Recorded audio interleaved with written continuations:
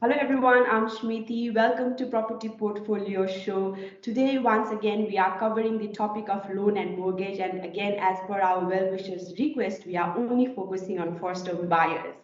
I know buying a home could be such a daunting process because it's not only the financial preparation, we also have to prepare mentally. And we have Bidan Pandey with us, which is our loan and mortgage advisor who has been in this business for quite a few years now. So let's start our show welcoming Bidan Pandey. Hello, Bidanji. Lovely to have you with us in our show. Thank you very much for having me on your show. It's a privilege to be here answering some of your finance questions. Thank you so much. Yes, Vedanti. So let's get started then. Since we are only covering the first home buyers and our show's tagline itself is the journey starts from our first home. So could you give us more information on how to prepare our documents, or rather what documents does one need first of all to start applying for loan as a first home buyer? Okay, so the documents required to get a home loan is customer specific and lender specific as well.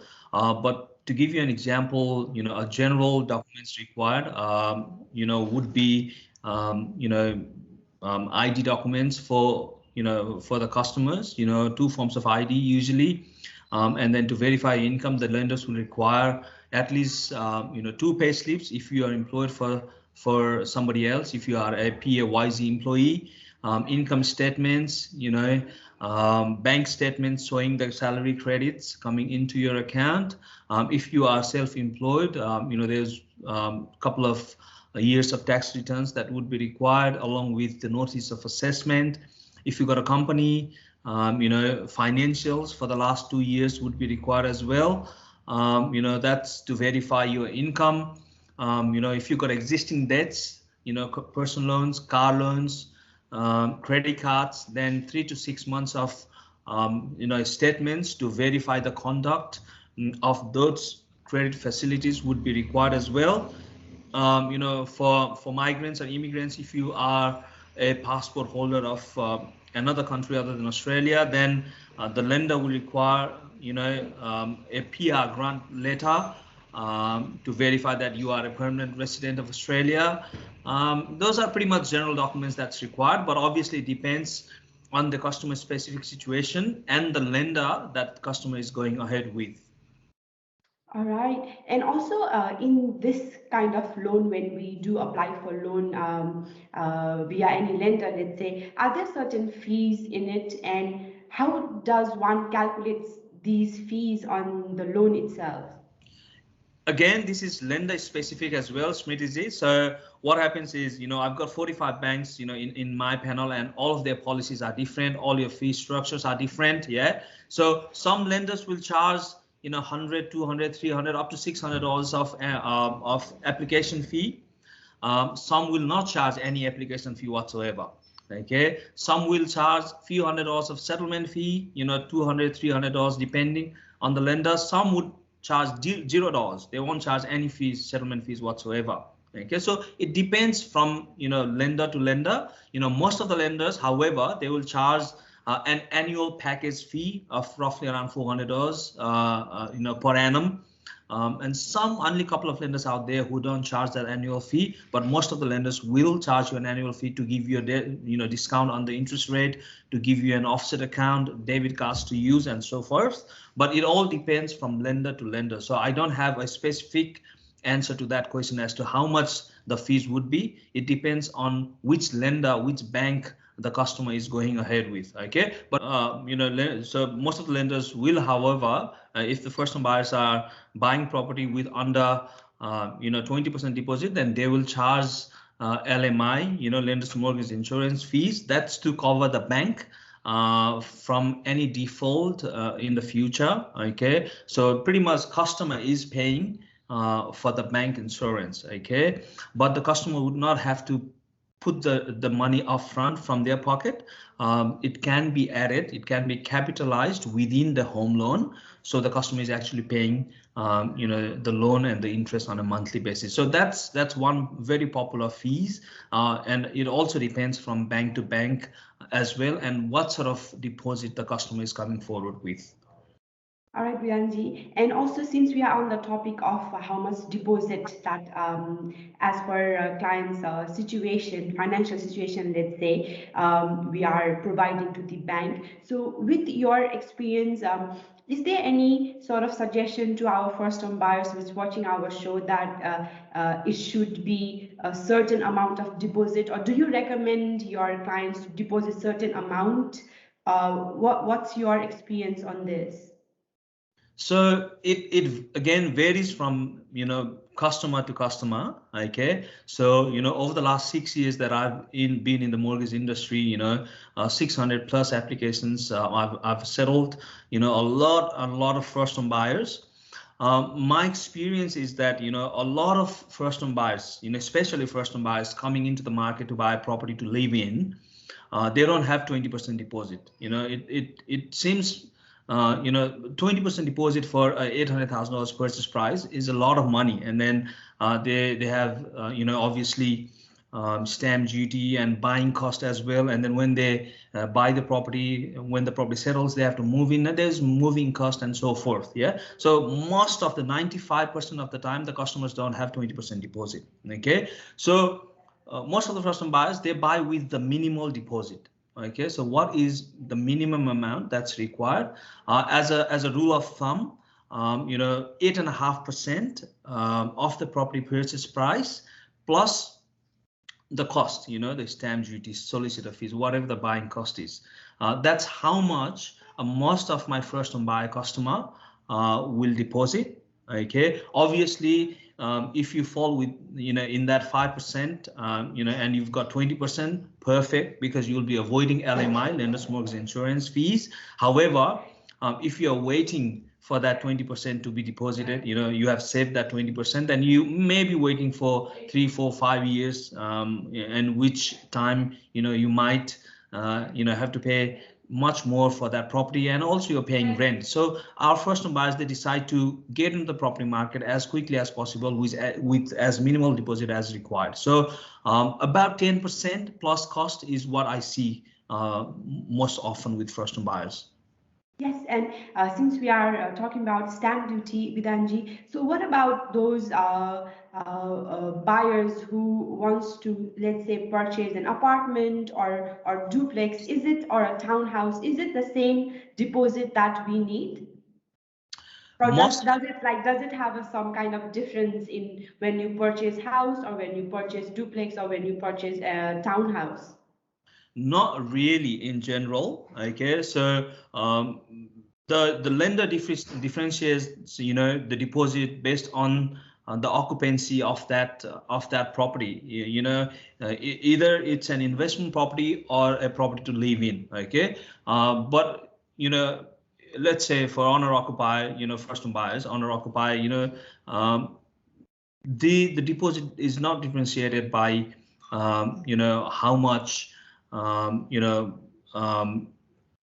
is required for a house or an apartment or townhouse. It's pretty much general in a nutshell, but some lenders have limitations as to how much they lend for some areas for apartments. Okay, for example, some of the inner west apartments, where there are lots of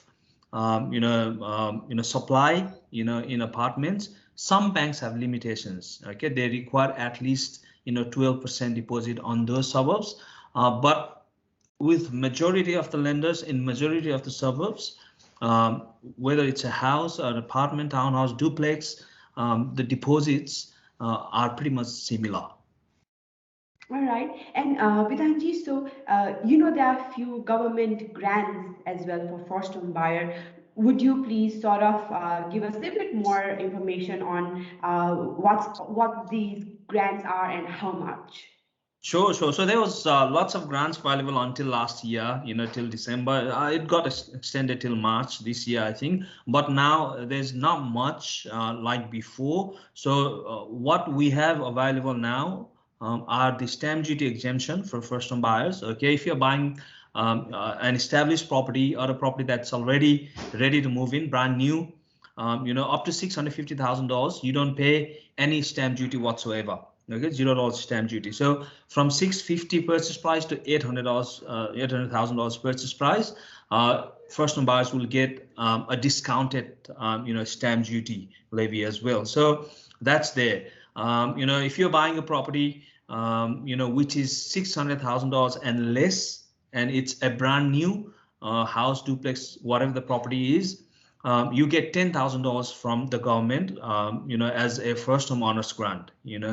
If you are building, house and land a package, then if the property price threshold is under 750, then you get that 10,000 as well, first-home owner's grant. Okay, so that is pretty much what's available in New South Wales at the moment. There's also first home loan deposit scheme.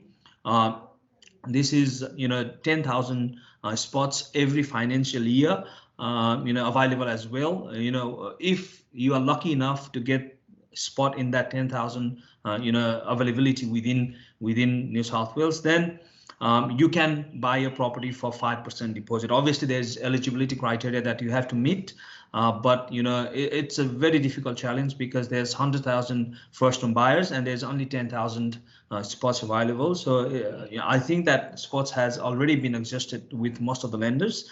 I think the new one will be available next financial year, next, new 10,000 spots. So that's available. There's for single parent, you can buy property with 2% deposit as well. Obviously the eligibility criteria are pretty strict, so you have to have the capacity to meet that eligibility criteria as well. But for majority of first-home buyers, the stamp duty exemption is there, and the first-home owner's grant is there. Thank you, Bidanji, for clarifying us with this information. Really appreciated. To all the viewers which watching our show, once again, all this information that you are hearing from us is a general information.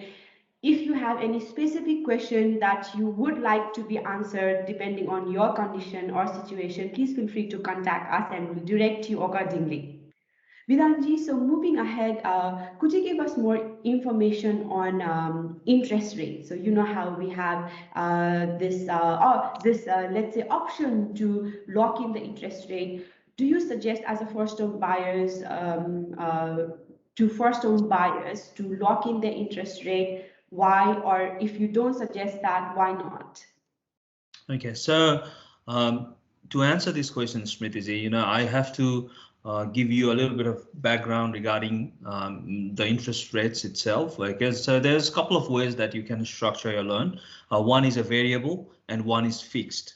Okay, so with variable, you'll get the flexibility, that comes along with variable interest rate. You've got, let's say, for example, $500,000 of loan. For example, let's say you're paying hypothetically, 3% in interest rate, and let's say you're paying $500 per week in repayments. Okay, so this week you want to pay extra, you'll be able to pay extra. Okay, there is no restrictions, limitations on extra repayments on variable. Okay, for example, in 1 year time, let's say you paid 15,000 extra on your loan, and if you want to take that money out for a holiday, to buy a car or whatever personal reason, you will be able to redraw that money. Okay, you get that flexibility. You will also be able to get an offset account attached to your home loan. Okay, so you've got all these flexibilities with the variable loan structure. The downside, however, is that you are open in the market. Okay, for example, you're paying 3% interest rate hypothetically now. If the RBA or lending institutions, they were to increase the interest rate in the future, they can, and you will be impacted as well. Okay, so from $500 per week. If the interest rate goes from 3% to 4%, you might very well pay, 600 or 650 per week on that loan. Okay, so you get all the flexibilities on the variable portion, but you don't get the security. Okay, so you are pretty much volatile for the interest rate changes. Obviously, if the interest rate goes down, you've got potential that your interest rate will go down as well. Okay, but you still are at risk there. On the other hand side, you've got option to lock your interest rate fixed. Okay, so you've got opportunity to fix from 1 to 7 years. Most of the times my customers lock it for 2 years because they would like to review their mortgage in every 2 years time, so that they are not left on an outdated interest rate. So let's say, for example, you fix your mortgage for 2 years. Same scenario, let's say hypothetically $500,000 mortgage, 3% interest rate, and let's say your repayment is 500 per week. Okay, hypothetically. So if you fixed the mortgage for the next 2 years at 3% interest rate, you know for fact that your interest rate will remain 3% for the next 24 months. You know for a fact that your mortgage repayment will stay at $500 per week for the next 24 months. Okay, that gives you the security of the interest rate that you've locked, but that also gives you the security of same repayments. Okay, so you can do other things, you can plan your budget, all those sort of things. Okay, so that's the benefit of fixed. The downside, however, is even though you're getting all the security, you won't have flexibility. Okay, for example, in variable, you are getting all the flexibilities. Okay, extra repayments, redraws, offset account, all the sort of things. In fixed, you may not be able to get all that. Most of the lenders only let you, pay extra 10,000 per year for your 2 years, maximum 20,000 onto your fixed, and then you will not be able to redraw that money. Okay, you may not have an option to get an offset account. Okay, so in variable, you've got all the flexibility, but you don't have any security. Okay, on fixed, you have the full security. Okay, you are not open out, you're not volatile in the market, but you've got restrictions as well. Okay, you don't have the flexibility. That's why I will not be able to advise without sitting down with the customer either to fix or leave the loan as variable, because it depends on their scenario, their future goals. What are they looking to achieve? How many years they're planning to keep this property? Are they planning to live in this property for 1 year and then perhaps rent it out and move somewhere else or sell it? I don't know the customer specifics, but most of my customers, most of my first-home buyers customers who are looking to stay in that property for 3 to 5 years, what they do is they split the loan. Okay, most of the time. Okay, so what they do is they fix the majority. For example, $500,000 loan, they may fix $450,000 so that they get peace of mind on that fixed portion, because the fixed is so cheap at the moment. They fix the majority of the loan. Okay, and they get safety and the security of same repayments and same interest rate for 24 months on the majority of the loan, and then they leave a certain person, 50,000, 60,000, depending on the customer situation, in a variable. Okay, with an offset account attached. Okay, so they are open to a small risk and they are fixed the majority of the loan for the next 2 years. And in 2 years time, we sit down again, assess their scenario, and then we'll restructure the loan. Yes, thank you, Bidhanji. Such a helpful information and such a thorough answer. I'm sure the clients or the viewers who's watching this show has benefited a lot via your answer. So before I let you go, Bidhanji, with your experience again, could you please give us any suggestion that you might have to all our first-home buyers out there? Sure. So what I would say is a lot of the people that I've come across, first-home buyers, they think that getting into the property market, getting a home loan is a rocket science. It's too difficult. Okay, it's not the case. Okay, if you are prepared. Okay. The first time you go and see your mortgage broker, like myself, or you go to the lender direct with one of the banks, whatever the scenario is, you don't have to get a loan straight away. Okay, the first time you need to visit your lending institutions or your mortgage broker is to establish a scenario. Okay, to know your financial capacity. Okay, to assess it. understand what it takes to get a home loan. Understand what your borrowing capacity is. Okay, understand what sort of deposit would be required. Okay, get all that information all together, and then start working towards that goal.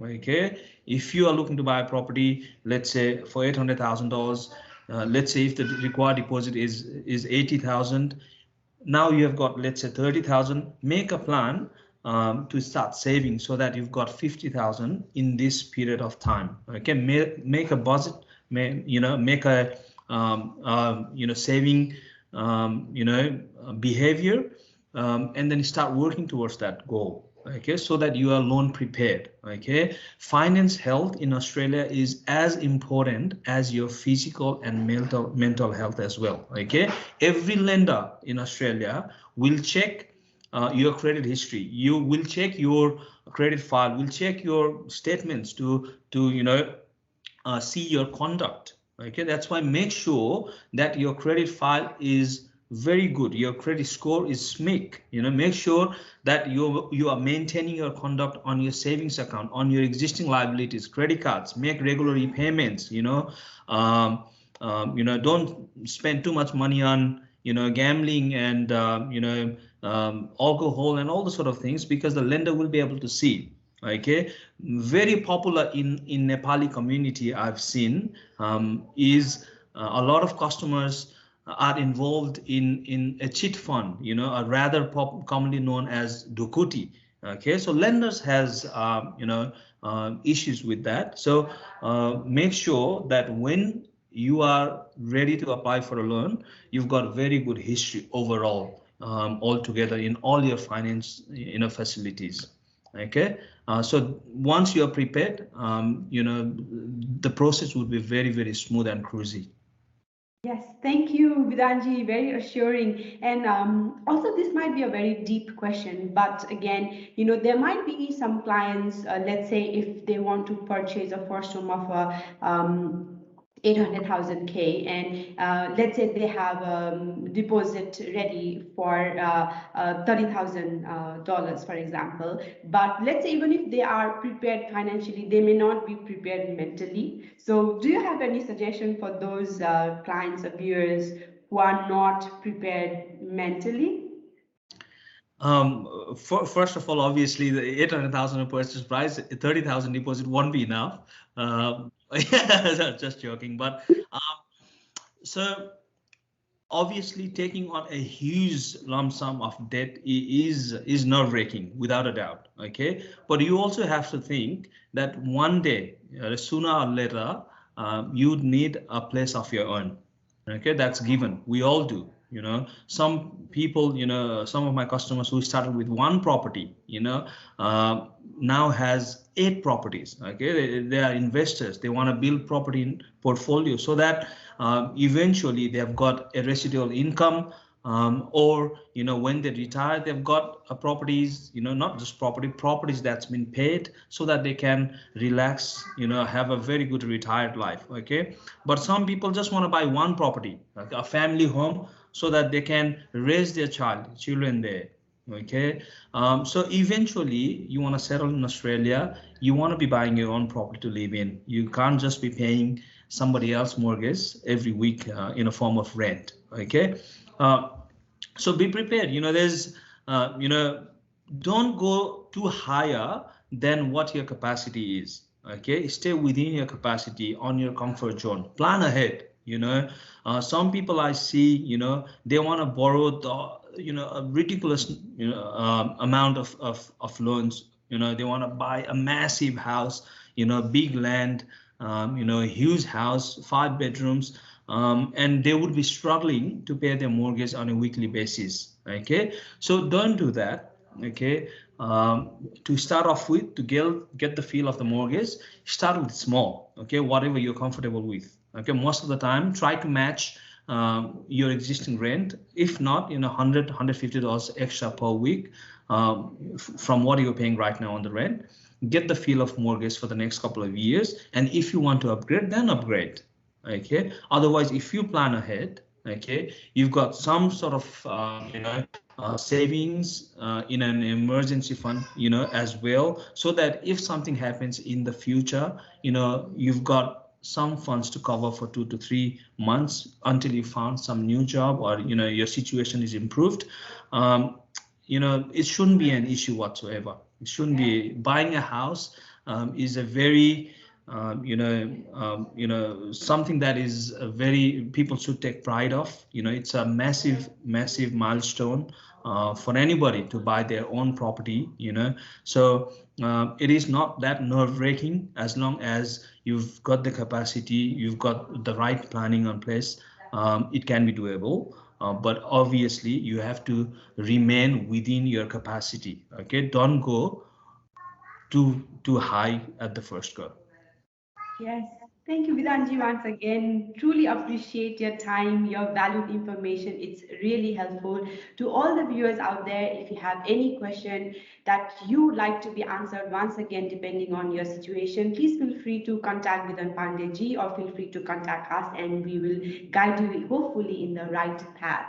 So until next episode, please take care and stay safe. Thank you.